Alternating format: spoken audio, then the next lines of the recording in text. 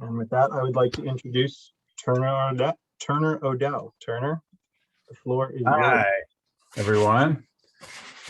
I'm Turner Odell. I'll introduce myself in more detail in a little bit, but I'm really glad to be here with you guys tonight. I'm from the National Policy Consensus Center. I work with the Oregon Consensus Program at Portland State University. Some of you, I listened to all your introductions earlier today, so I got to feel for some of you may have crossed paths with our program before based on some of the places that you all are working. So maybe you know about us, but I'll tell you a little more later. Just up front, so a couple of Zoom things before we really get going.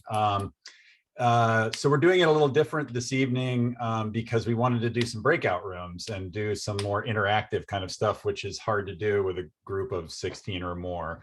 So we're using regular Zoom meetings instead of the webinar. So consequently, all the folks that just want to observe from the public are not in a sort of separate room this time. So we're going to ask all of them, or actually we're going to mute their videos so that you all can just see each other and we can see you, and we'll have just the same as last week, the Hollywood squares of task force members visible to each other. And then and folks will, the public members will still be able to chat to us, and we can do public public participation at the end, as we did last time, as you all did last time. So, and then we're going to do a couple things. So you all are probably very familiar with Zoom by now. It's been almost 2 years, right? Or a year and a half of this. So you probably all know how to mute your video and turn it back on, right?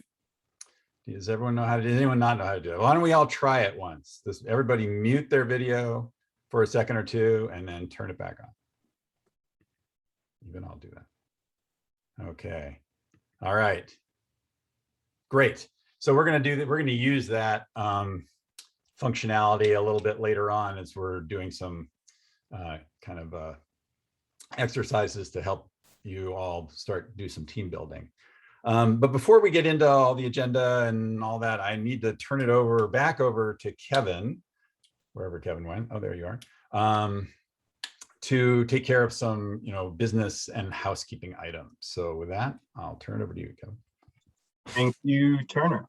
So for the first thing tonight, minutes were posted to the Climate Action Task Force website. And in the future, we'll be approving minutes each meeting going forward from the previous meeting. So those minutes were posted after the last meeting.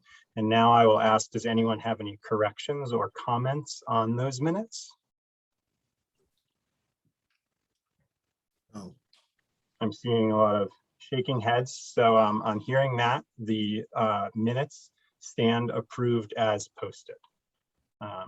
And then the next order of business on the agenda is the city update. I'm just going to kind of go over what is going on in the city for this month, and I'll do this each month at the beginning of our meeting. So bear with me as I read through some updates, and if you have any questions, just raise your hand and or unmute and interrupt me, because I'm going to be reading off this paper. So first up, board and commission recruitment is currently in progress. Applications are due October 4th. So I wanted to encourage you all to share this information with your civic-minded peers who might be interested in applying for other board and commission positions. There are over 100 slots to fill across 15 boards and commissions, including 2 additional new advisory groups. Two additional advisory groups. One is a new limited duration Americans with Disabilities Act Technical Advisory Committee, and the other is the Housing Technical Advisory Group. All right, second is helping mitigate the surge of COVID-19. We're witnessing dramatic rises in local COVID-19 case hospitalizations. Data and projections show expected further strain on our healthcare providers, medical facilities, and other resources. Vaccines. Accessing available vaccines is recommended as our best defense against the virus, including the Delta variant. Vaccine information is available on the Washington County website, and you can also call the Washington County phone number for further information. I'll post both those in the chat in a second. Testing sites and location information are also available on Washington County's website. Statewide mask requirements are in effect for everyone in Oregon 5 and older. Masks are required in most outdoor public spaces where 6 feet of distance cannot be maintained, and in all indoor public spaces. We all need to do our part to slow the spread of the virus and maintain 6 feet of distancing, practice good hygiene, and stay at home when sick. At events and outdoor gatherings, please remember to limit gatherings outdoors with people outside of your household and avoid crowds, especially where people are unmasked. To learn more, again, you can visit the Washington County website, which I'll post in the chat. And they also have resources listed on there about childcare, paying bills, getting food, things like that. And city resources are also available at beavertonoregon.gov/coronavirus. So please remember, face coverings are required when visiting all city buildings, including visitors at both library locations. Next on the list, the special election. The runoff election for Beaverton City Council position number 1 is tomorrow. So if you haven't already voted by mail, you will now need to drop off your ballot by tomorrow night at 8 p.m. at an official ballot location. Ballot drop-off sites can be found at Washington County's website under elections. And lastly, we're putting out a call to have people take the community visioning survey. The city would like to have as many people as possible participate in that. It's just a brief snapshot survey to help start planning for Beaverton's future. So I will post that in the chat as well, or if you navigate to the city's home webpage, it's on the carousel there about the community vision survey. The community vision identifies community-inspired actions that the city will work on during the next decade. The 2016 plan included 5 goals and 104 actions, and the next community vision will occur in this next planning year. So the Visioning Advisory Committee is a board, a city board, which is also having recruitment right now, that leads community outreach efforts and promotes the city's community-based visioning process. Any questions so far on the city updates? Great. So that's city updates. And then the next part is stipends, because I know there were some technical difficulties on my end during last month's presentation. So I just wanted to make sure and offer a minute to address any questions that any of you might have regarding stipends. Unless you've opted out, you can now expect that your stipend will be processed and then mailed by the end of the week following the meeting. So meetings are on Mondays. So by Friday, that will be processed and mailed out, and you should see it however long it takes for mail to arrive at your residence. Are there any questions about stipends? Thank you all very much for putting up with my emails, requesting the information. I appreciate it. And that is it for me. So I'm going to turn it back over to Turner. Right. Thanks, Kevin. All right. Well, in fairness, since I got to, well, first of all, let me check. I think I'm looking around the screen here, and it looks like everyone who's here tonight was here last time and had a chance to introduce themselves. Is that correct? Did anyone not have a chance? Okay.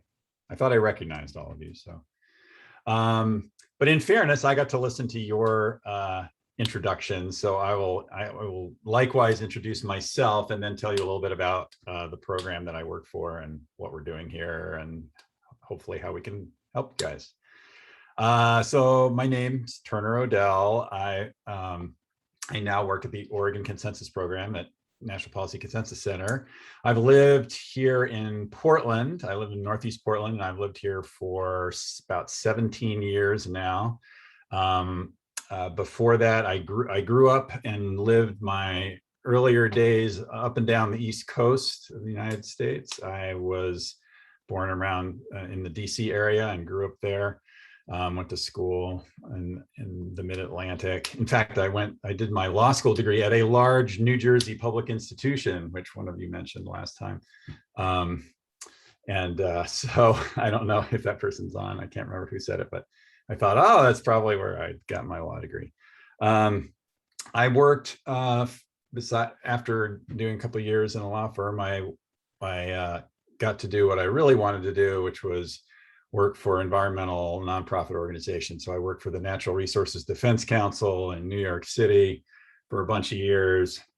And then I moved to the Chesapeake Bay Foundation, based in Annapolis. I worked both, not so much in the Annapolis office, but in the Pennsylvania office in the capital of Harrisburg. Little known fact, most of the fresh water that comes into the Chesapeake Bay comes from Pennsylvania, which has no bay shoreline at all. So it's a big deal to keep track of what's going on up there. I also worked for the Environmental Law Institute before deciding that I was really more interested in helping people work together to solve problems than to be doing the advocacy work, because I had a couple of great experiences where I got groups together that were stakeholders from different perspectives, and we really did some creative problem solving and got a lot done. So that's how I got into this, and moved out to Oregon to work in an organization that did that out here before I landed at Portland State in the program here. So the program at Portland State, we're centered in the School of Government in the College of Urban and Public Affairs. And the overall program is called the National Policy Consensus Center, and we have several Oregon-facing programs and some national-facing programs. But basically, we're about we do collaborative governance, is what we call it, and that's basically collaborative governance is a name for a variety of different processes that engage stakeholders from all different sectors, public, private, civil, to basically work on solving public problems in a way that no single sector or entity could do on their own. So, and we help convene those groups and help them work together, sometimes on problem solving, sometimes on more sort of collective action kind of approaches. So, so sometimes people who are very opposed to each other's viewpoints, and other times people who are all kind of on the same page but don't know quite how to get the job done. So a little bit of both of that stuff, and I work on both those kinds of issues sometimes. So that's a little bit about our program. So the city of Beaverton, some of the folks there are familiar with our center and thought we could be helpful to this group as you guys kicked off your work together on, related to climate action and the climate action plan in Beaverton, which is exciting for me. I haven't gotten to work with a group like this in a while, so I was really excited to get asked to do this. So they've asked us to come, as Kevin's already outlined a little bit, kind of help you guys get going, build some relationships within the group, do some team building. We're going to help you think about how you want to organize yourself to work together. So develop some operating principles is one way we refer to it, but just some tools to help you all work together and figure out, how you're going to address all these issues. It's a huge bundle of issues. It's a long report. I read some of it, not all of it.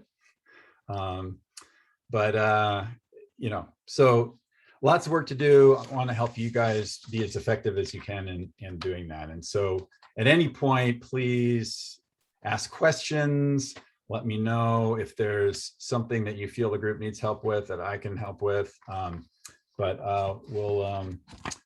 We'll kind of, you've got me for 6 meetings, and we'll see what we can do. And it won't just be all process stuff either, just to be clear. We want to get you started on tackling the issues that you're here to address. So Let's see if I covered everything here. Any questions on that? Okay, you can use the little hand raise thing if you want, or just wave. I've got all of you up here. And if it looks like I'm looking off into space, I apologize. I have a bigger screen above my laptop that I can see you all a lot better on. So, all right, well, let's quickly look at the agenda. It's kind of two big components. The first piece of the first part of the evening, we wanted to do some relationship building. You all got to do this, sort of the round robin introductions last time, which was great. It was super helpful for me too. We're going to try to do something a little more interactive. The goal is to kind of help you build relationships and understanding to make a team out of this group. Really, it's going to help you, and I think you all already know this. I mean, it's really going to help you with your role with the city. So I looked at the ordinance or the resolution that established the task force, and I know it was read in the last meeting as well, but I was noting the words that they use. So they are to advise the city council and assist in decision in devising strategies and providing feedback and serving as a resource. So these are not super decision-making kind of roles. So I'm thinking, I mean, and this group could be, as it is, without spending a lot of time sort of team building or getting on the same page. It's an awesome sounding board for the city to hear community voices. But I think, and judging from what you all said is when you're introducing yourselves last week, the goal is probably to make the voice of this task force a more powerful, a more stronger, a better heard voice. And if you're speaking from a place of consensus among the group as much as you can, maybe not on everything, but on a lot of things, I think you'll find that carries a lot more weight. And when you're talking to city council as a task force, rather than just as 16 individuals, you may find you've got their ear a little bit more effectively. So that's our goal, part of it. And so we'll spend a little time helping you get to know each other a little bit better so that you can work together more. And then, but like I said, we're not going to spend all the time just doing process stuff. We're going to try to dig in a little bit to the issues. And really what struck me was that all those sort of non-decisional words in your charge were also really kind of open-ended and give you a lot of flexibility as to what and how you can do, and what you can do and how you can do it. So, and I think it might be helpful for all of you to talk to each other and share with each other kind of your vision for what success for this group looks like. You've got, about a little over 3 years before the BCAP is up for revision, and you have a little shot at providing some input on revision of that as well. So,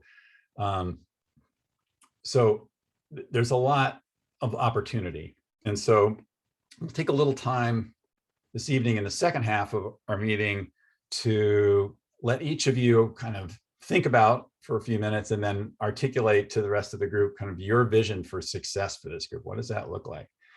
And that I think will help shape where we go from here and what we do in future meetings and what kind of work you all engage in up front. I mean, you do have 3.5 years, so you've got some time to do some different things, but it'll help to get a sense of kind of what your visions are going into it. Does that make sense to everyone? Any questions about that? All right, let's dig in.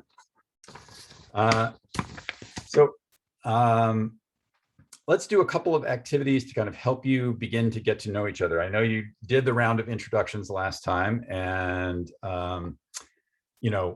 we've all got our names up in lights. So, oh, that's right. Yeah, so there are non-members attending here. I'm reminded. So you all won't be participating in this particular activity, but I will be asking the members to join in this activity. Let's see. Okay, so I know you had all these introductions. All our names are up in lights, so we're not going to go around and introduce ourselves again. But we're going to try to learn a little bit about each other in a couple of different ways. So the first exercise is we're going to do all together in a group, and then after that, we're going to break up into some smaller groups and do a little activity that way. Let me get down here. So I'm going to start by, in a minute, I'm going to start by asking you all of you to turn off your video for a minute. Not yet, just in a minute.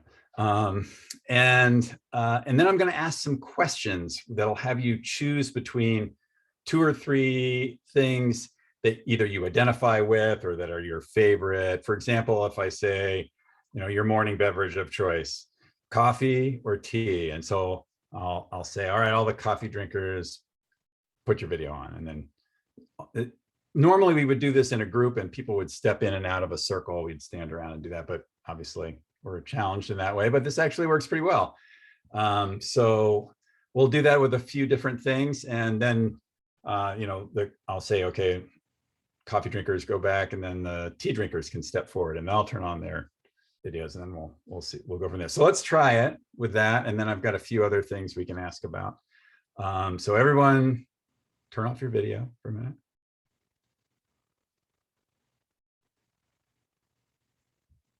All right, I'm going to stop mine too.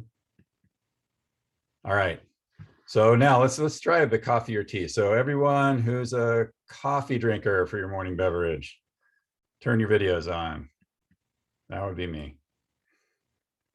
All right, let's see, 6, 7, 8. Oh, we're pretty much right down the middle. All right.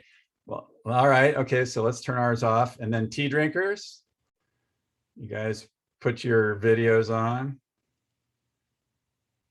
All right. 4. Okay, so we have some others. I suspected. All right. All right, everyone turn off your video. And now anyone who's not tea or coffee is just other. All right. And what other beverages do we have here? Do we have any smoothie drinkers? No. All right. Orange juice, maybe. You can just chime in and let me know if you want, or. All right. Come on, Kevin. What is it? What do you have in the morning? Oh, I usually just have water or juice. Sometimes I have coffee or tea, but I'm not like a habitual one. All so right. I didn't feel like I should have videoed on for coffee. Fair enough. Fair enough. All right. All right. Let's see. Okay. Go back to videos off, everybody. All right. This is another kind of easy one. Cats or dogs, right? It's like we're dog people or we're cat people sometimes. All right. What about all the cat people? Who's any cat people? All right. Just 2. Wow. Okay. That's all right. Well, see, now you know, you guys know. You got a connection there. All right. All right. Back off. Oh, or back on. So dogs. Do we have any dog lovers out there? Boom. Big screen. How many are actively holding in the dog department right now? Mine's lurking behind me on the ground. Yeah. Always. All right. What about, we got to ask the other here. Okay, so everybody videos off. Any other pet owners? All right. Now you got to share. What is it? Is it like snakes or ferret or? I used to have a pet bird. Oh, pet bird. Oh, my son that has a pet bird. That's awesome. Yeah. Abdul? None. I do None. have a dog though, but I'm not Oh. a dog person. Yeah. Oh, okay. Yeah. Uh-oh. I hope somebody I is. in just that give office. accommodation, but I'm not yeah. All right. Very good. All right. Let's see. Video's off, everybody. Now we'll get it. All right. How about you guys mostly said whether you were born in locally or not. Let's see. Your waterway of choice. River, ocean, or lake will do. So everyone that's a river person. I already have my video on, I guess. So I'm going to stay here. Rivers. River people. Oh, all right. Oh, that's a pretty good cross section. All right. All right. If ocean's your thing, take your river people, turn the video off, and the oceans folks. All right. It's a tough call for me. I could be in both because I spend a lot of time in the ocean now that I own a wetsuit. Here, that was not the East Coast thing. All right. And what about lakes? Anybody just like to sit by the shore of the lake? Videos off, ocean people, lake people. All right. Okay. Some enthusiastic lake people. And this is the land of lakes, right? We've got, well, it's not technically, that's like Minnesota, right? But still plenty of lakes. All right. Okay. All right. Let's do like, I was going to do length of living in Beaverton, but you guys all talked about that. The last one, you had some lifers and some recent arrivals. So let's just try a climate change related one. So let's say, so what excites you to work on more, mitigation or adaptation? I know it's pretty broad thing. So let's have the mitigation people. If you're jazzed to work on climate change mitigation, turn your videos on. All right. Yeah. All right. Okay. Videos off. Now, what about climate adaptation, folks? Wow, that's a solid, pretty good split. That's great. So you guys got a kind of nice balance on the group there because it's all got to happen, right? So perfect. All right, last one. Take your videos off. Oops. There we go. All right. Renewable energy, wind or solar? What's your fancy? If you could buy any power you want, would you buy wind or you buy solar? Okay, first up, wind. Who wants to buy wind power? I guess I better put that on because I already did buy wind power, right? All right, ooh, a tight-knit group here on the wind front. We didn't talk about whether it was offshore wind or,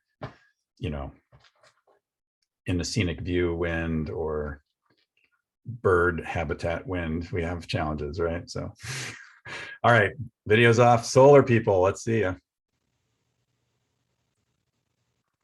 Whoa, all right.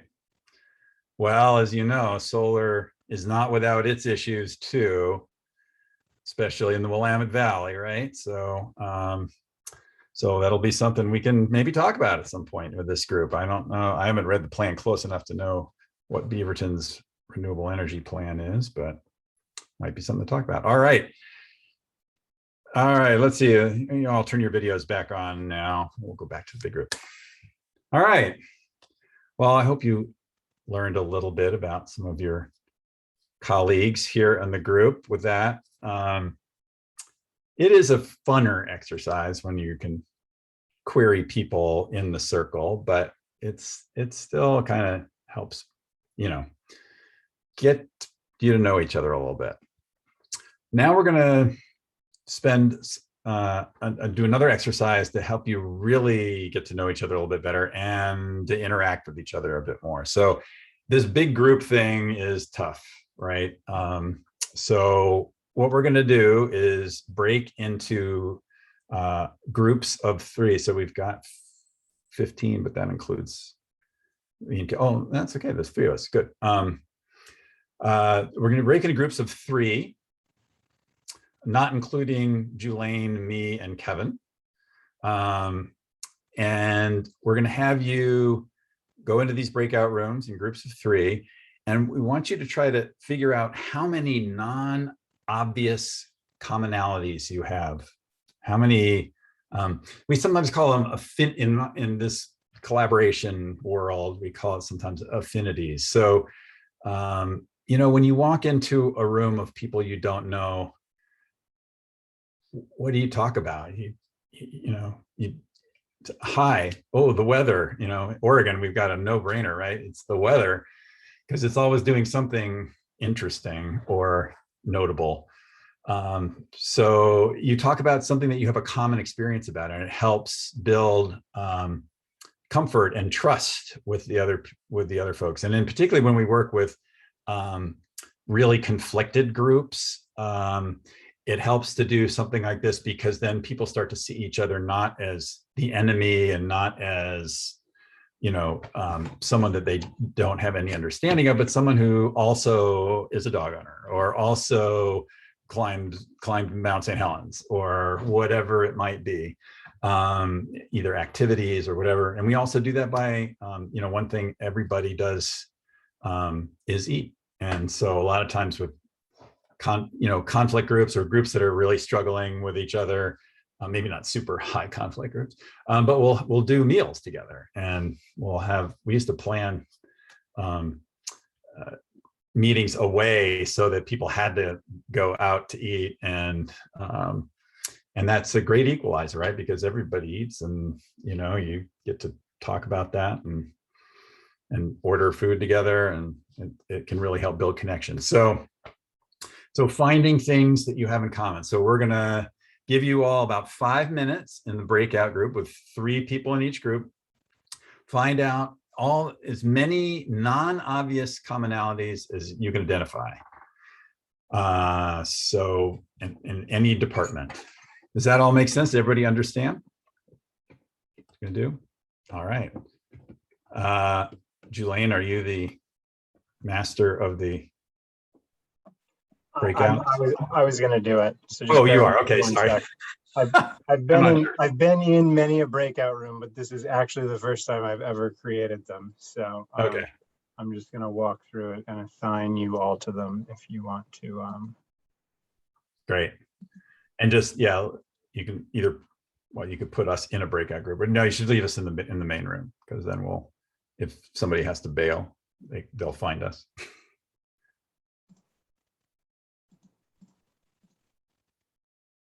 We're going to do 3 people in each room. We did have the right number a minute ago. Do we still? And we might have 1 extra in one of the rooms. That's fine. All right. Yeah. All right. There we go.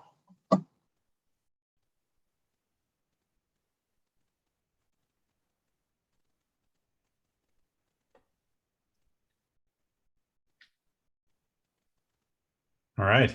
Oh, that's why there was one less. Julaine is invisible to me. Mm-hmm. Okay. And just as a reminder for the people Right. still left in the room, this is still recording. Public space. Yep. Yeah. Great. Yes, I see. So welcome to our observers. I guess just Damien. So you introduced yourself last time. And Scott. Who I know. Scott worked on the recycling task force that my colleagues facilitated.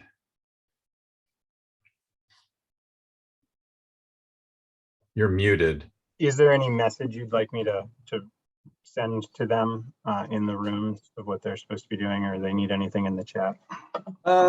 Maybe just chat them, you know, how many non-obvious commonalities can you identify? Okay. Or question, colon mark.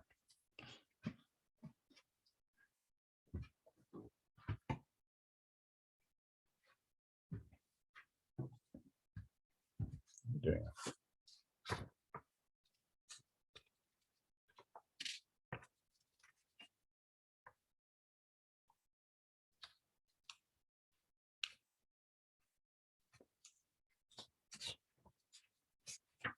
We're actually running a little ahead of schedule, aren't we?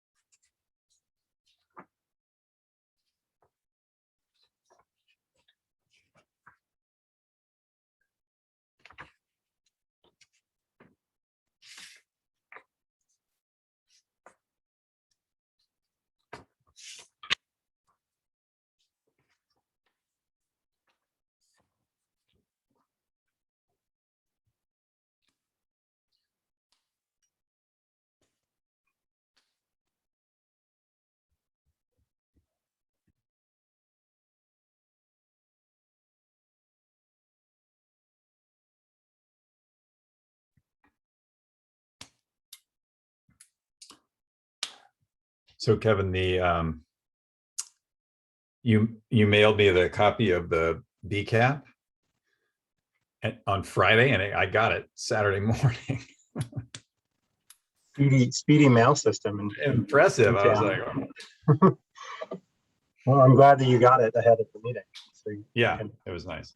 it's nicer to look through a paper copy sometimes. I probably shouldn't say that, but Well, I mean, yeah, it's that way I can flag it with things. I'm going to need it as we progress with the group. So, and the alternative was printing it. I did go into my office today for the first time, and I've only been in twice since this whole thing went down. Are your plants still alive? No, there was a major plant casualty. Yes, a rather large one, actually. Someone thought that, I mean, we bailed so quickly at the beginning, and I'd been gone on vacation right before it. And then we didn't think till later, someone could have taken it home or something, but which would have been, we all thought, oh, we'll be back in a couple of weeks.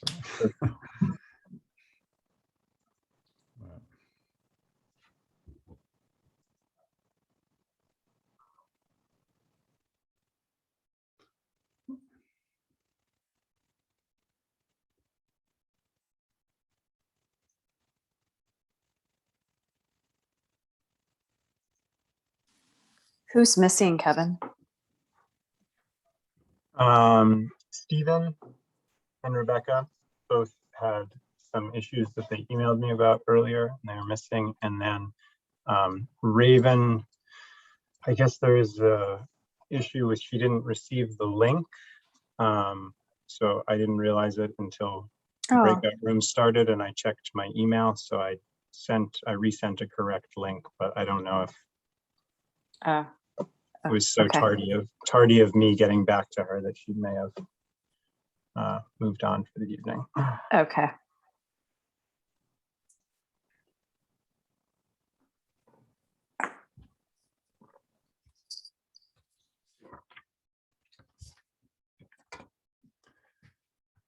Well, given that we're running a little ahead, I might give them a little bit more time, because it's just good opportunities for them to get to know each other.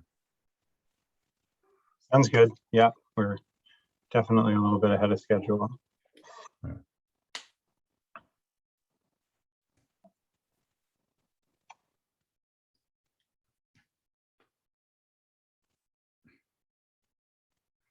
Well, I can probably.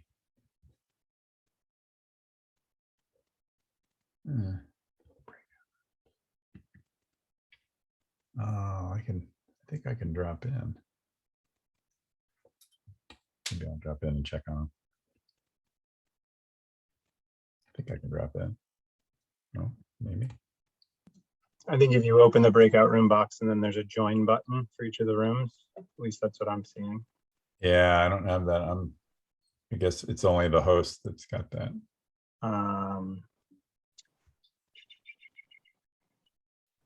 I could make you the host. Okay. Yeah, why don't you do that? And I'll just stop in and see how everyone's doing.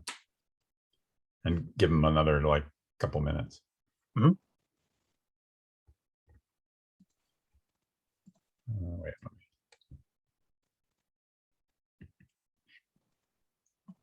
You are now the host. I'm not getting the ability to get in there.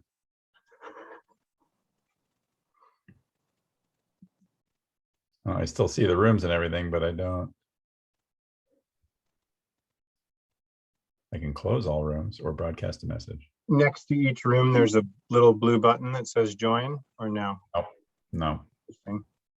That's all right. As the host, can you now make me the co-host or the host again? Because I have no controls anymore. Yes. Make host. There you go. It may be because you established it in the first place. Oh, now I can't even see the breakouts. Oh, you need to make me co-host again. Yeah. All right, then I can message them. but I can't join them. Okay, there we go. All right.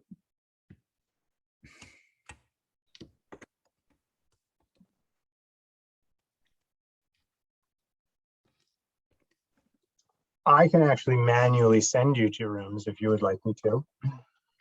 That's right. I'll just message them at this point and say.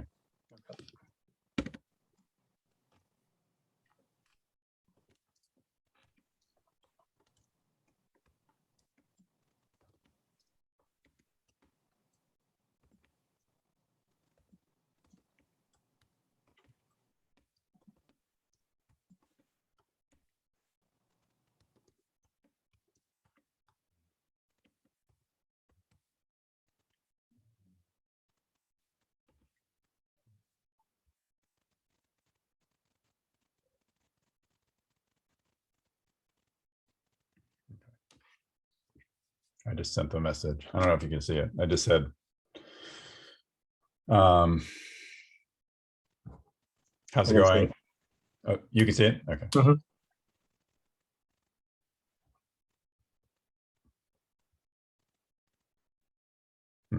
Wonder where it is.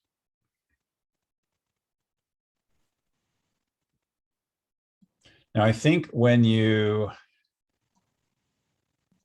close all the rooms, it sends them like a 60-second warning, if I'm not mistaken. Okay. Like you'll hit close all rooms and it'll say room is closing, and a little message will pop up in front of each of them, and they'll have 60 seconds to kind of wrap it up before the room dumps back into the main room. Let me know when you want me to start that. Yeah. Why don't we go ahead and do that? All right. They got 60 seconds. Yeah.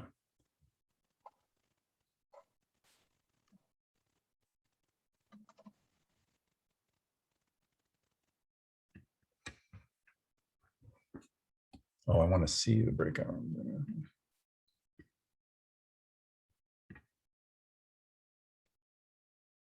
Oh, I can put it down here.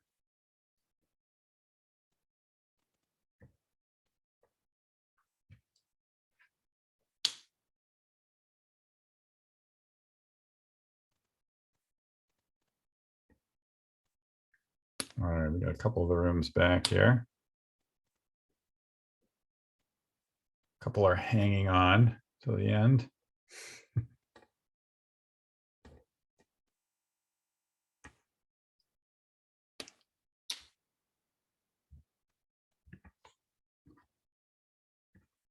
All right, welcome back, everybody.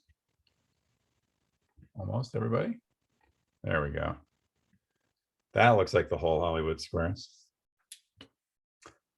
All right. Well, so did you learn a little bit about each other? Did you find some common threads? All right, let's hear what people found. Let's see. I'll just go room by room here. Room number one, that was Abdul, Elijah, and Freddie. What did you guys figure out? Sure, I can go ahead and share for the group. So it took us a while to get started, but we got some commonalities. So we all have at least one sibling. Abdul outranked us by a significant number. He mentioned that he has 12 siblings. Oh, wow. So we got a lot. We all like being outdoors. We all like camping. We've all also traveled outside of the US. Abdul mentioned that Japan happens to be his favorite place that he's been to. Elijah mentioned that Panama's his. Personally, I have enjoyed going to Italy. In terms of hobbies, we kind of have like a mesh of different hobbies, a little like trifecta. We all enjoy music, either just, listening to it or have instruments or play instruments, and then gaming as well. Great. Nice job. That was awesome. All right. Set a high bar here. All right. Room number two. That's Jennifer, Reed, and Katie. Sure, I'll share for us. Our first one was that we all wear glasses, which was not an obvious one because Katie was not wearing her glasses. We are all plant caretakers. We are all very big fans of Indian food. We are book lovers, and we're all very big fans of Halloween. Nice. Coming up. All right. how close is our meeting to Halloween? Maybe we have to have a costume meeting. All right, nice job. Room number 3, Lauren, Leah, and Maggie. Yeah, I can do it. We all have brothers, 1 or 2 brothers. We all like camping. We all love hiking. We all speak just a little bit of Spanish. For reading, we all prefer historical fiction, and we're all married. When choosing between sweet and salty, we all leaned towards sweet. And when choosing between wine or beer, we chose wine. Nice. Well done. Well done. All right. And room number 4. Oh, the big room of 4. 4 and 4. Harder with more people, right? Someone want to report? Katie, Reggie, Rehana, and Syed. I can go ahead and report. right. So we've all been to Crater Lake. We all have at least 3 houseplants. We've all been to the farmer's market in downtown Beaverton, including Ava Roasteria as our go-to cafe many times. And we all enjoy swimming. Oh, that's a good one. All right. Nice job, everyone. Is that it, right? There are no more groups, no more rooms. All right. Perfect. Well, so what do you think? Now, think about, just reflect for a second before we're going to take a break here in a minute. We're a little ahead of schedule, so that's kind of good, because I think the second part might chew up more time than I had planned for it originally. So honestly now, so you came in to the meeting today, you'd been introduced to each other at the last meeting. And then we did these couple of exercises. So reflect on how you felt when you came in about the group and, your place in that, and how you feel about it now. Does anyone have any sort of reactions or ahas or anything from that? Just pop your hand up. Was this a helpful exercise or? Okay, nodding heads, that's good. Waves of relief coming for me. Anybody? How do you feel differently? I think it was not. We all know that we're have concerns about climate and want to do something to help our community. So I think this was a good way to learn about different aspects of each other, to be able to relate beyond just that broader climate aspect. Yeah. Great. Yeah. Reggie, you look like you're unmuting there. In a collaborative environment like this, it's always great to just have dialogue with one another, whether that's about climate issues or just getting to know each other. Great. Anyone else? Syed? Yeah, I was just going to say, I think it was helpful to kind of reorient and recognize that even though we have a shared goal and objective in terms of what we're working towards, we're all coming from different places towards it. And that kind of diversity in experience and lived experiences can lend ourselves or empower ourselves to inform the more shared goal or objective. So that was helpful. Yeah. Great.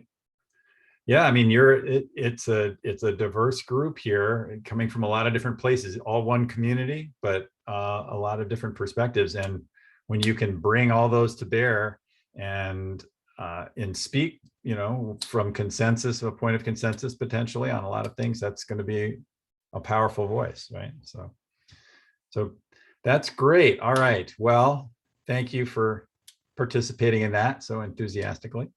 We're gonna, I guess, go ahead and take our 5-minute break now, a little bit ahead of schedule. But that'll give us some more time to really kind of dig into this sort of visioning discussion, which should come after. And I think that'll be that'll be good. I think we'll want some extra time for that. So any questions or other thoughts or comments before we take our 5? All right. So my clock says 6:53. We'll see you at 6:58 or 5 minutes from now on the clock of your choice.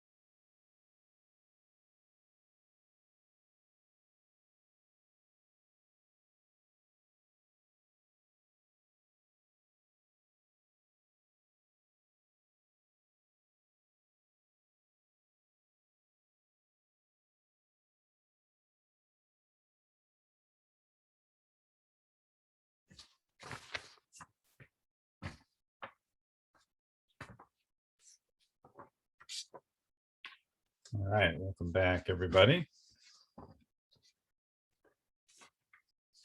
You know, one of the things I miss most about in-person meetings that we don't get to have anymore is the snacks, right? I mean,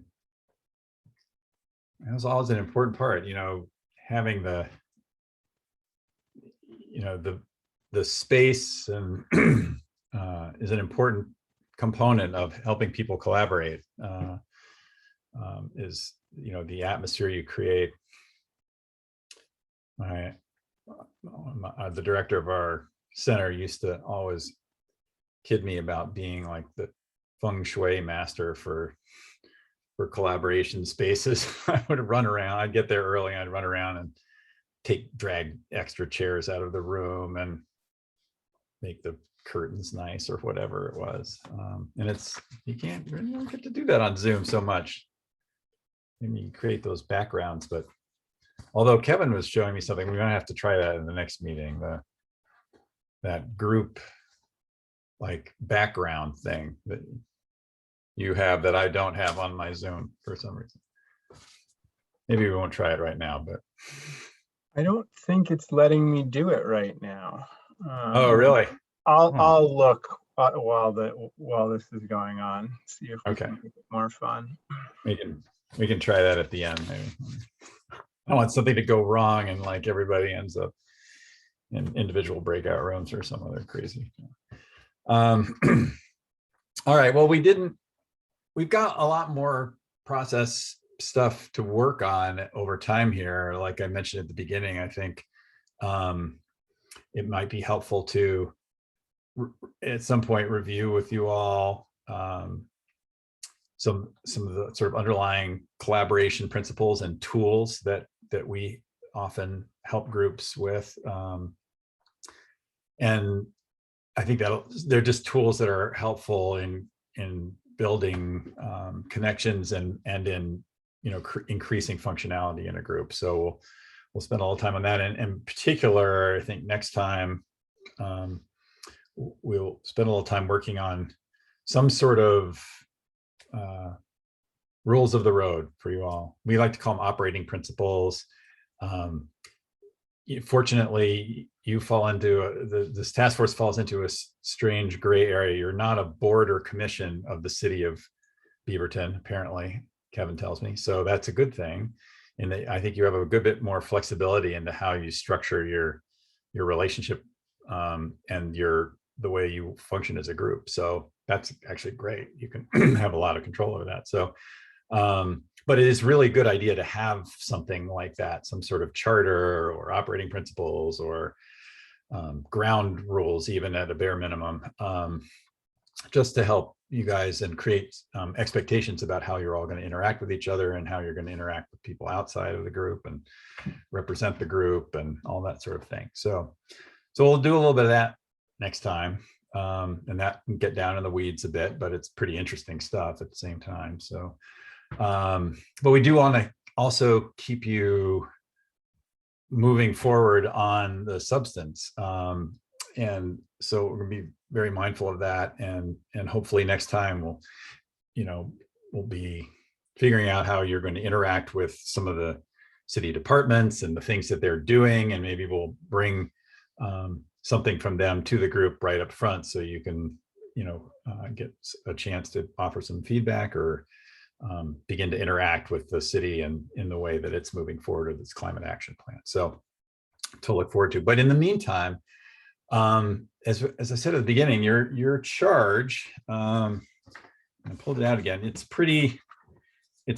doesn't provide you with a lot of decision-making authority, but it does provide you with a pretty open field for how you're going to interact with the city. So just to remind you, you act in an advisory capacity to the city council, and your duties include enhancing the city council's awareness of community perspectives related to climate change, assist the city council and the city in devising strategies to include climate action considerations whenever deliberating on decisions that may be impacted by climate change. It'd be hard to imagine a decision that isn't at some point, at some level. Provide feedback on the potential impact of proposed climate related policies, programs, and activities, to serve as a resource for the city's public engagement campaigns. That makes a lot of sense since you're a nice cross section of the public they're trying to reach. So, and then the task force shall report at least annually. That'll be something you'll have to figure out how to do in a year.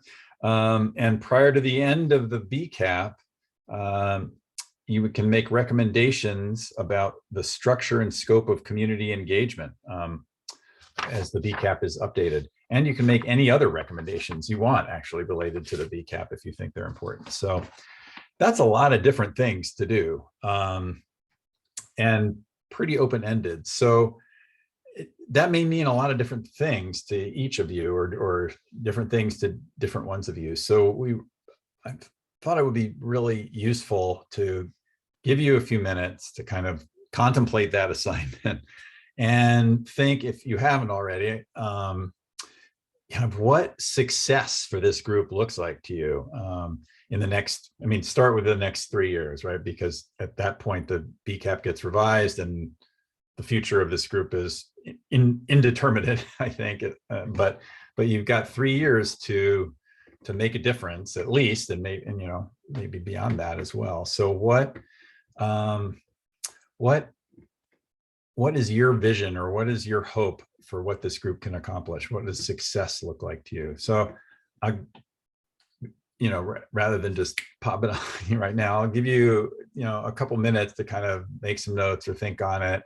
And then we'll go around the board here and just kind of let everyone's voice be heard by everyone else, and share a little bit with each other, what your aspirations are, what your hopes are for this group. Does that sound? I dropped the link in the chat so you can all see those. Great. Enumerated. Thank you.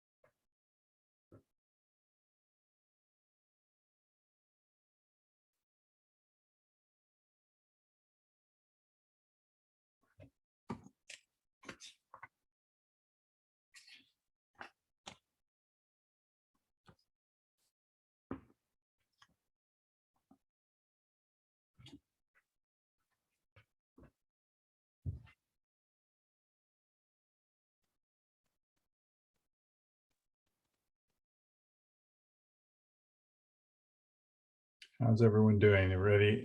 Ready to start talking, or does anyone need a little more time, or are you good? It's kind of mostly looking up. Oh, we'll give another minute and then we'll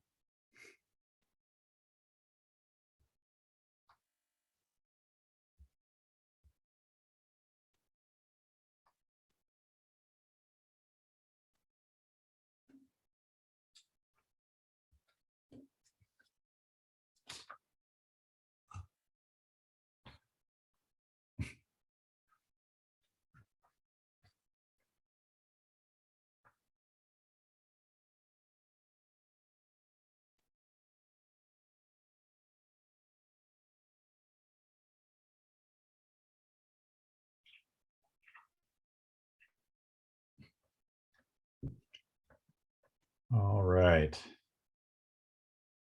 We'll start moving around the group here. So does anyone feel moved to start the conversation? I can pick, but Maggie, all right. Yeah, so I think to me, and this is kind of like broad, is just success for this group to me looks like bringing a sense of urgency around climate adaptation and mitigation strategies to the public and to city council, and doing that in a way that doesn't create an overwhelming sense of anxiety or apathy, which I think can happen when we're talking about climate change. So I think to me, that's what success ultimately looks like on a very like high level, and whatever ways we can achieve that through the BCAP, but also just in whatever decisions that we make as a city and as a community. So that's kind of in my mind, that's like the ultimate goal. That's great. Thank you. It's a great articulation. A sense of urgency without anxiety or apathy. That's great. All right. Jennifer. Mine went along a lot of the same lines that Maggie was thinking. A lot of it is visibility of climate progress that the city is making needs to be measurable and visible to the community. If the community doesn't know what we're doing, they can't participate in it. And then kind of specifically was that climate affects everything. Everything has an effect on climate. And so I am hoping that we can convince the city that almost every decision that they make about policy probably should have a climate, should be referred to us for any advice we would like to give to them. Not everything. Like whether to go with Staples or Office Depot, right? Maybe not. Well, I don't know, maybe, perhaps. All right, thanks, Jennifer. Anyone else? I'm going to get to all of you, so.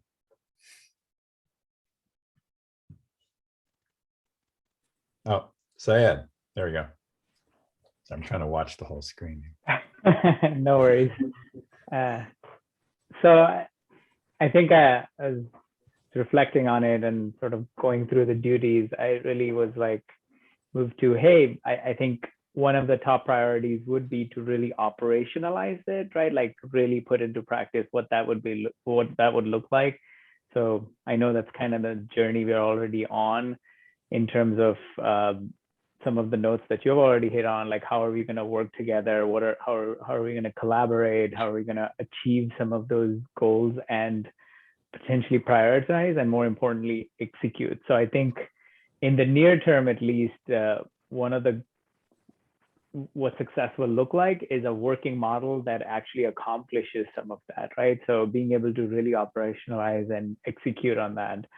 I think secondly, just move towards because as I read some of the charter and what's in front of us, really embodying that and becoming a vessel for communicating the priorities of the communities we represent to the appropriate stakeholders, right? Whether it's the city council or any of other parts of the city government.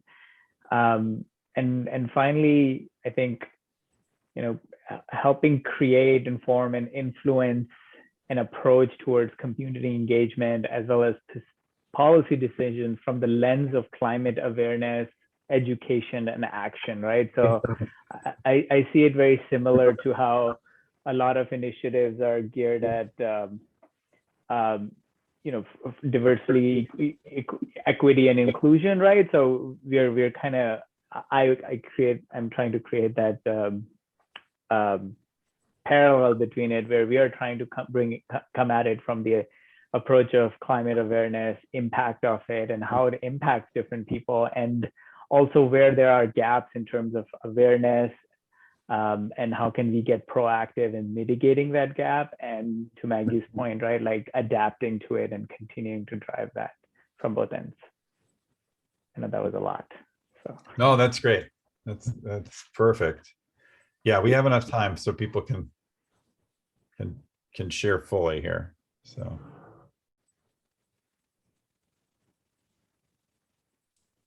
Reggie has his hand up. oh, where I can't find Reggie. Reggie, go ahead. Oh, there you are. You're way over there. Okay, so I think if the city council actually approves policies that have significant and meaningful elements of climate action, you know, not limited to, but definitely including feedback that directly from the Climate Action Task Force, then that is certainly a measure of success. I'm reading over the duties of our task force, and it doesn't really feel like there's any sort of encouragement for council to actually implement climate action more than they might normally do, which doesn't seem like a lot consistently. So I think, you know, making a strong case and then having our council members and elected leaders be receptive and listening and, you know, ready to change plans and incorporate more effective climate actions where we can see more immediate effects. That will definitely be an indication of our success as a task force. That's great. Thank you, Reggie. That's perfect. Freddie. Yeah, so I think in thinking about this, you know, when we look at the climate action plan, the very first page is 1.5 degrees, right? That's the goal, right? It's on the first page. It's right in your face. It's the only thing that's on there. And so when I think about the measures of success is, you know, how do we as a group collectively provide something that's tangible to the city that allows them to reach that goal, right? And that for me is, you know, planning and building out the critical infrastructure that's going to allow the city to get there. This group is going to serve as a portion of that in an advising capacity.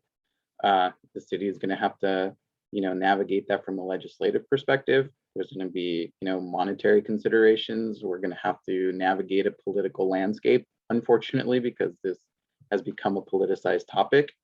So that's all, you know, on the table for a measure of success. How do we get there? How do we roadmap that out for the city and also do that in a way that is, I think, you know, Syed touched on this in a way that's equitable, that's inclusive, that we don't leave behind, you know, historically marginalized populations, folks that are navigating low incomes, and in a way that we're supporting the community in a broader sense, you know, both businesses, people that live here.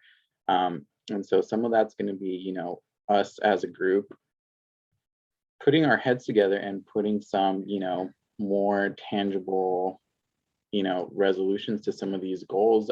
Some of them are vague, but that means that they're also left to our interpretation on how we provide that from an advisory capacity. And so that's my view on it, and that's how I'd like to have us, you know, see us collectively tackle that, you know, roadmap that out, and, you know, really make it so that we can provide the city with something that's actionable. That's great. Thanks, Freddie. Abdul. Yeah, so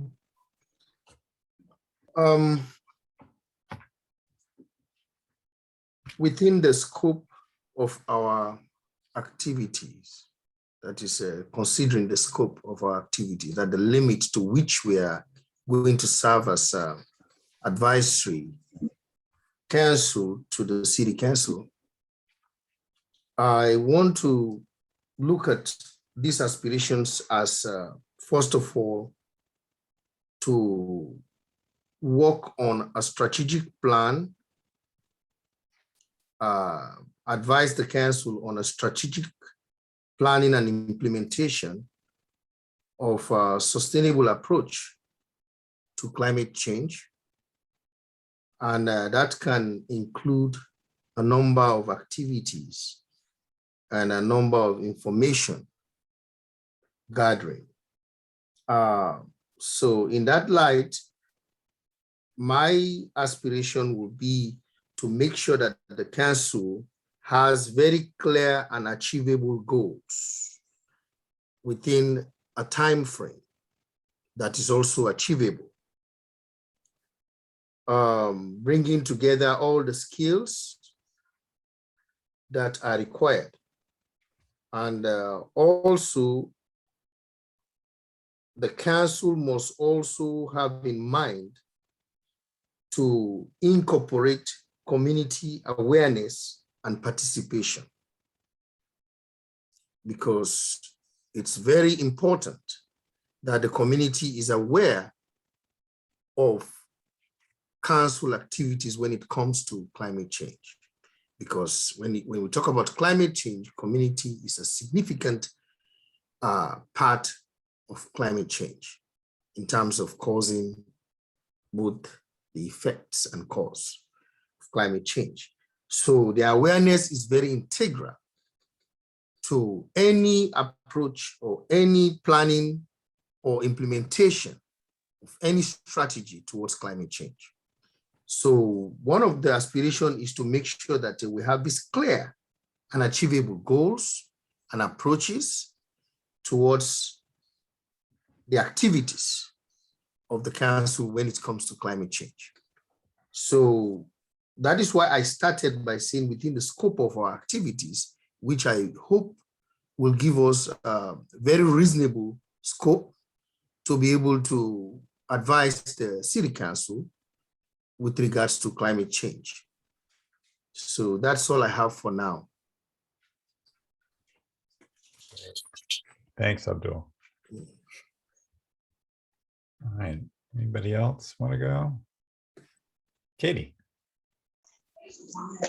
Thanks, everyone. I one thing I think that really stood out to me about our about the resolution is the ability for us to provide feedback on how things that might be implemented by the council will impact different parts of the community. It really stands out to me is that how different we all are, and I'm sure we live in different neighborhoods in different parts of Beaverton and have different concerns, you know, for example, whether we have school-aged kids in the school system or how we utilize the parks or how we utilize different parts of the city.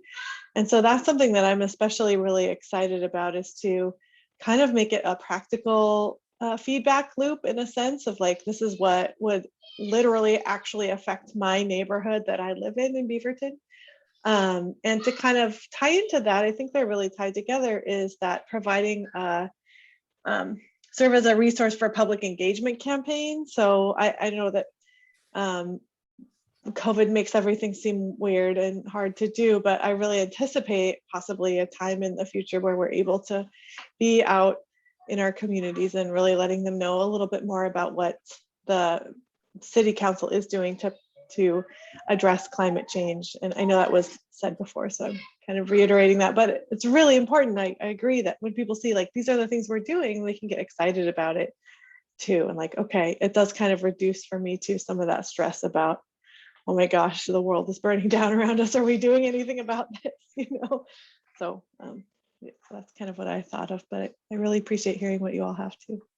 That's great, thanks. Lauren.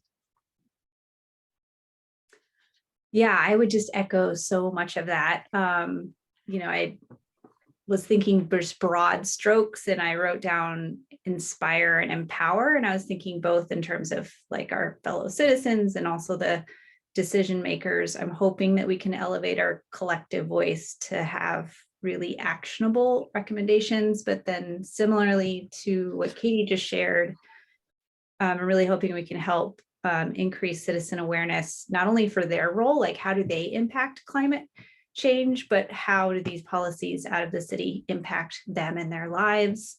And what opportunities do they have to actually shift behavior or make a change in what's happening with the city?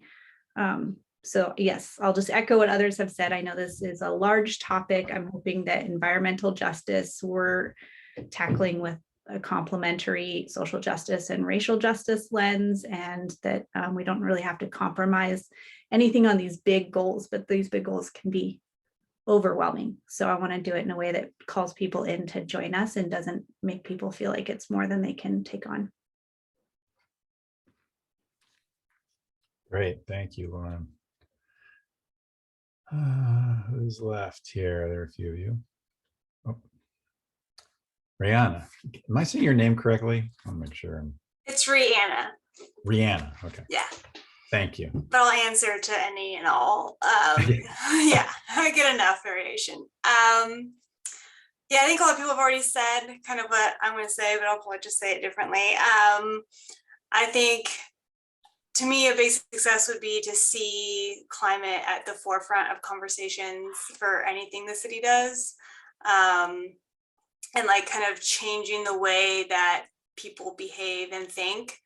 I think it should come first. It should always be a thought as part of the process. And also, if there's any way to see that, you know, things that we recommend actually being implemented, and all of the recommended changes that we suggest. I don't know. My vision is that like we can be the role model of the rest of the world as much as we possibly can. And so, I mean, like, why not do as much as we possibly can and then like try to bleed out around us so that others are trying to implement some of the things that like we come up with. I know it's a little ambitious and that there's a lot of other things in play, but that to me would be the most successful. Great. Thank you, Rihanna. All right, Reed. Yeah, so I'm inspired just hearing what you all are having to say about all of this. So without like repeating a lot of ideas, what's really standing out to me is this idea of public engagement in terms of both spreading awareness of what the community or what City Council is doing, what we're doing here in Beaverton to move toward our climate goals, but also making sure that we are able to listen and gather additional perspectives in the community. I would love to see us find ways to engage young people in our community as well. I think that there is so much.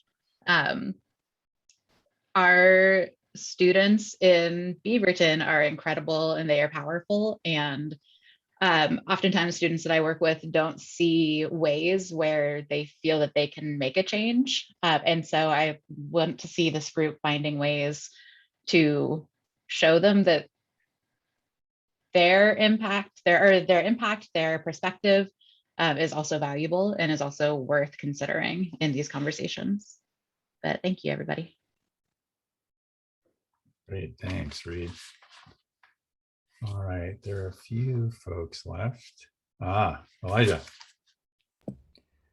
So don't necessarily have much to add that hasn't already been said. Just this like climate action task force is like really it's a good opportunity to like make change. We now have like a specific like group to, like specific to climate change that's gonna be really helpful in like the long run. We have like a pretty good chunk of time to do stuff. So just kind of what Abdul was saying earlier about making like pretty clear goals about what kind of stuff we should do, because climate change is like a pretty broad, like there's like a lot of things included in that. So just knowing what is like manageable, what we should do, and what like we should like attempt to do. So yeah. Great, thanks, Elijah. Leah. Yeah, so I feel like this has already been said in a variety of ways, but I'm a doer and I'm a pretty concrete thinker. So, you know, anything that we can do to create kind of a strategic plan to assist the city council with meeting their goals would you know, when I see those goals met, would feel like success.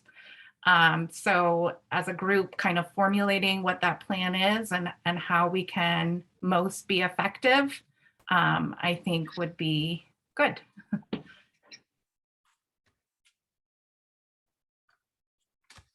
Great. Katie Carrick, I should say, because there's 2 Katies, right? So I didn't really know what I was going to say at the beginning, but now after listening to everyone, I'm like, yeah, these are good. I like this. But having tangible things to offer, I think would be really helpful just for me personally, but the community at large and certainly city council. And I really want to make sure that the task force has evidence backing what we're presenting. And I think it's really important to remember to keep the humanity aspect of that involved as well. And I'm hearing that a lot from everyone's perspective, wanting to be equitable and fair and make sure that it's not hurting any communities in the process of trying to help everyone. So that is something that's important to me. And then the conversations with the community, I think really do have an impact, especially when they're smaller groups, like one-on-one conversations with, an example for me would be like in the line, like at the school to pick up the kids about something. It doesn't have to be a serious or a long conversation, but like making sure that it's still a priority, because a lot of the times it hasn't always been a priority, and like making sure that we have these little conversations and educational moments to make that a bigger thing for the community as a whole. And I don't really know how you measure that, but that'd be cool if we could do it. All right. I think that's everyone. Did I miss anybody? Is anybody holding out on us? I think that's it. So that was great. And I wrote down lots of stuff. What do you all think? Now that you've heard each other talk to this, are there themes that are emerging for you? What are you hearing? Who wants to sort of begin to collect this? What common themes pop out of that? Brianna. Key ones I heard were community and action. Without those, I don't think most of us feel like we can be as successful as we'd like to be. Great. What did other folks hear? Maggie and then Abdul. I kept hearing measurable and finding ways to measure how things get implemented. And I think that's really important. So I was really encouraged to hear that from so many people. Mm-hmm. Yeah, that's great. Abdul. So what I have here is strategic planning and implementation of sustainable approach to climate change. Say that again. I just want to make sure. Strategic planning and implementation of sustainable approach to climate change.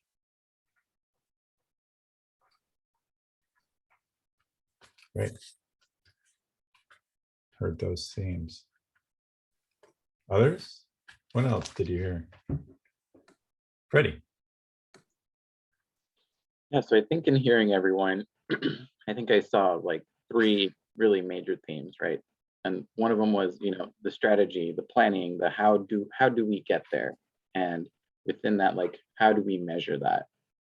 As Maggie said, so that this concept of, community engagement is the second one that I heard a lot of, like, how do we get other people aside from this group involved, other people in the city, young folks that, are in high school, or anyone that just wants to get involved that may not know about these topics, but has curiosity or wants to engage, but doesn't really know where or how to start. Like, how do we reach that audience? And then also kind of wrapping all of this up in this sense of like, equity and inclusion, and making sure we're not creating undue burdens on different portions of the population through our wanting to help. Like, this idea is going to be great, but what are these impacts that it's going to have, 3 people removed from myself? So I think those are really like the 3 ones that stood out to me the most, just from hearing everybody kind of collectively talk about it. Yeah, that's great. I think you captured something I was hearing as well. That's great. Oh, anyone else?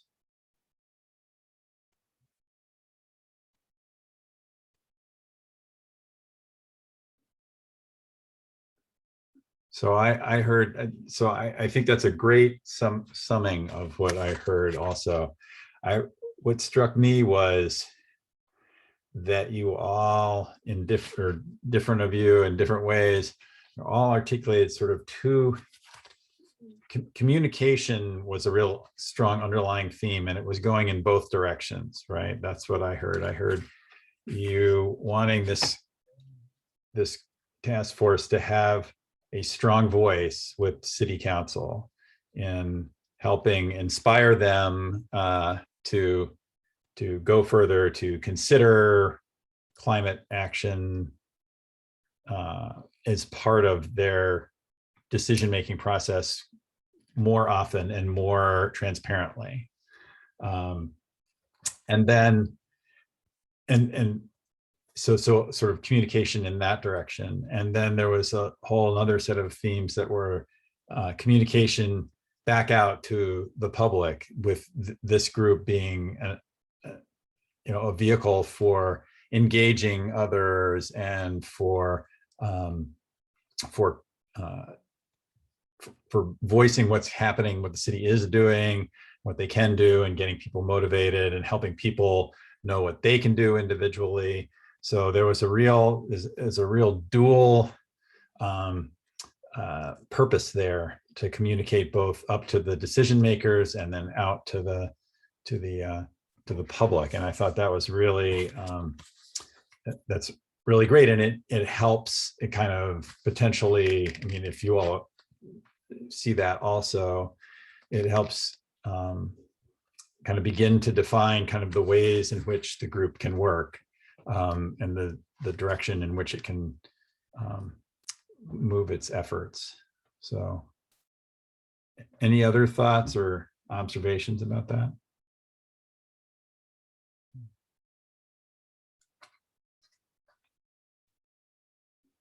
All right. Well, I didn't have more on the formal agenda. I wasn't sure how long. You guys are very, well, you're effective communicators, which may be why, because you were interviewed and selected so carefully. You communicate what you need to communicate, and you do it very efficiently. So, so all 16 of you, or however many it is today, have done a great job of really articulating kind of what your vision is for this group. And so I've collected all this, and we have it recorded, obviously. So, but I think it'll be helpful for us to consolidate all of what you said as best we can on a piece of paper, and maybe tease out some commonalities in that list, because I think that'll help you as you look at that. And we'll send it out to you, and you can make sure we got it right, and then maybe it'll be helpful for you as you move forward and begin to think about the different ways in which you want to engage with city council and the city departments, which I would add are where a lot of this, you had a big concern, as a number of people raised, with things that were implementable and on the ground and actionable, and a lot of that is stuff happens with the city departments, right? So building relationships with the city departments and building relationships with city council. So this is where some of those collaboration skills, as this group collaborating with the city or this group collaborating with the public or entities in the public or businesses or however you decide you want to engage that direction will be helpful. You'll because you all may be a lot on the same page, but you won't necessarily be interacting with folks that are on the exact same page. And so some of the things we'll work on over the next couple meetings will include how to engage with, listen to, and work on finding ways forward with folks who maybe see things a little differently or have different constraints that they're working within, and finding ways to help them help you and for you to help them. So we'll spend a little time and maybe at the next meeting talking about that. Kevin, I've got some closing stuff, but we're a little ahead of schedule. You have anything that you need or want to cover with the group? No, I don't put you on the so. spot or anything. Yeah, no worries.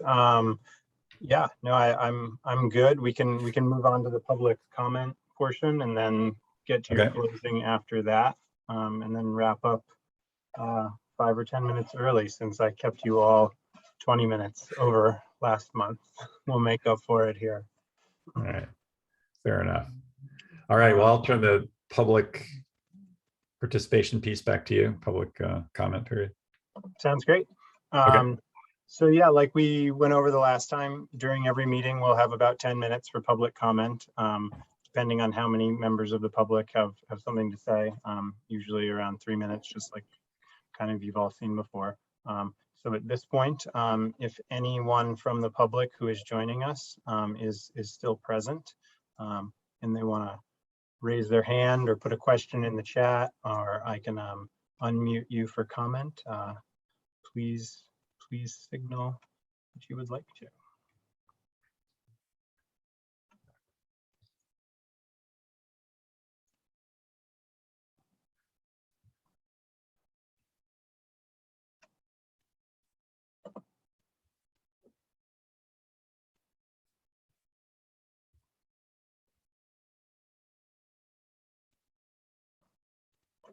All right, well, it looks like we're good. So we'll move on with the closing.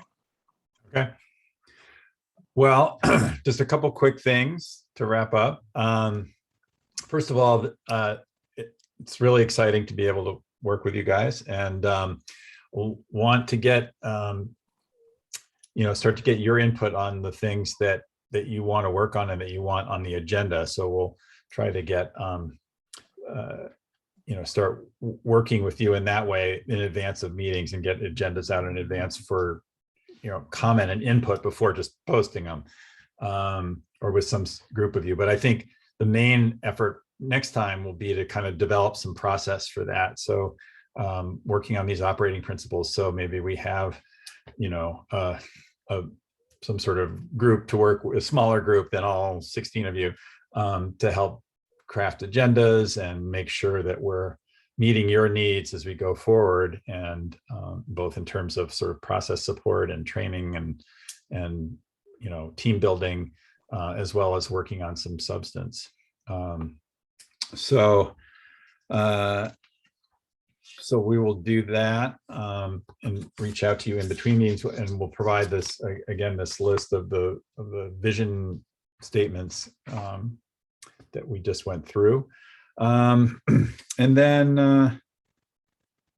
like I said, we're not going to try to keep it not all process focused. And I've talked to Kevin, and we're going to look for opportunities to have you engage with the city departments who are working on some of these action items on the BCAP, and there are probably some folks out there that could use the public input sooner rather than later. And so trying to find some opportunities to, do some of that at the same time we're building the capacity of this group to function and do what it wants to do. So any questions or thoughts or suggestions? All right. Well, I'm gonna ask one more thing to see if we can get you talking right before we leave here. So I like to, particularly with a new group, like to do a little bit of sort of quick meeting evaluation at the end. So I don't know if you're familiar with the sort of plus delta model for feedback. So it's just a quick way to kind of get some input for me to make sure that the meetings are working well for you and we're covering the right stuff. So the plus part, so we'll just let folks spontaneously popcorn out and provide either or ideally both a plus, like something that you liked about the meeting that worked for you, that was helpful. And then if you have one, a delta, so a change, something you would change to make the meeting better next time.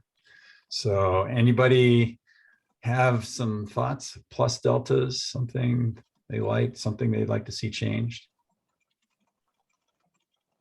Yeah, Leah. My plus would be that I like breakout rooms. I find it easier to share and think with a smaller group. And then my idea for change would be if you have a big question, like your vision for success, to have those ahead of time. I tend to take a little bit longer to process and think. And so it's nice to have those ahead of time. Great. That's great feedback. Thanks. Yeah, and that was kind of my thought about agenda development with a group is get that out in front of you all a little bit earlier in more detail than just the posted agendas. So great. Anyone else?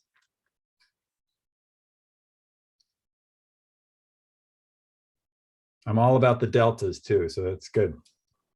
Lauren. I mean, I can go next because I would probably say those exact same things. I do best in the small breakout conversations. It helps me feel connected and, can think through things faster. And I process things in advance. So.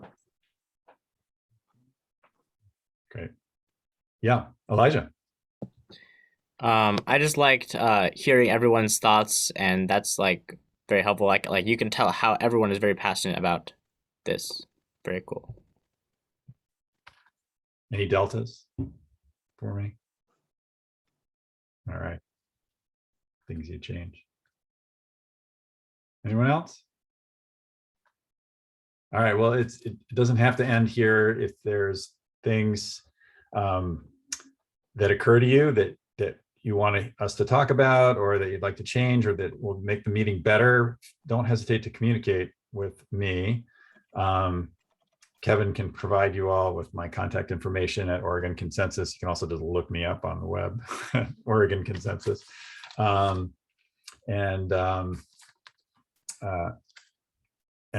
yeah, I'm happy to hear from you, and anything that will help advance the group's work together is what I'm here to do. So with that, I see that Kevin's telling me he has one more announcement we need to make here before we part ways. Yeah, I guess this is a great point, great time to thank you, first of all, for leading this conversation with everybody. I think a lot of great things came out of it.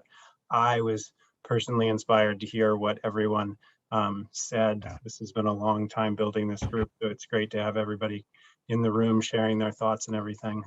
So it's wonderful. A question came up about the public comment. You all are also members of the public.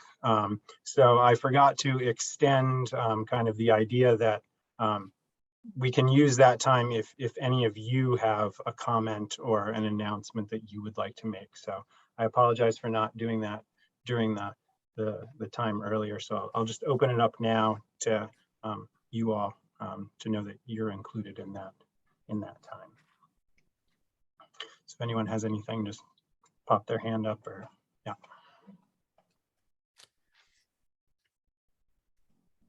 Yep, Reggie. Good.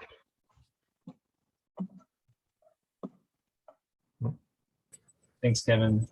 Real quick plug. I volunteer with Friends of Trees, and they just released their event calendar for the fall and winter spring seasons. It's friendsoftrees.org/event, and then just a dash and then calendar. posting it in the chat. In particular, they have Beaverton events throughout the year for plantings. And there's a tree pruning workshop open to the public. One in Oregon City this weekend on the 25th, and then on October 2nd in Wilsonville.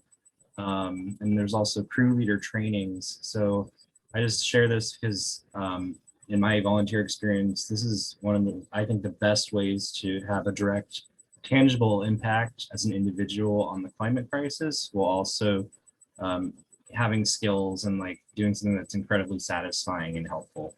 So just wanted to put a plug out there. Thank you. Great.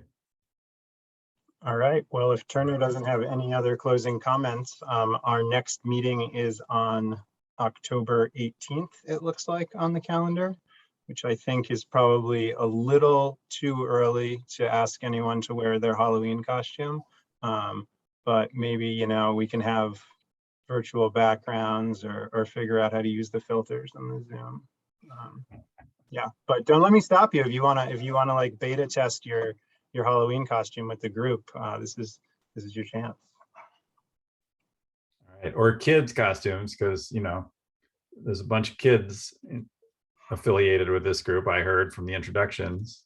I got a couple. They're already making their costumes. They have been making their costumes for, I would say, about 2 months. I just want they're a little like over the top on the costume thing, but they do amazing job.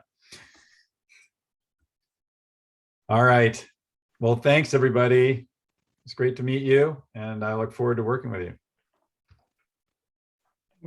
Thank you. Thanks, everybody. Have a good evening. Thank you. Thanks all. Thanks.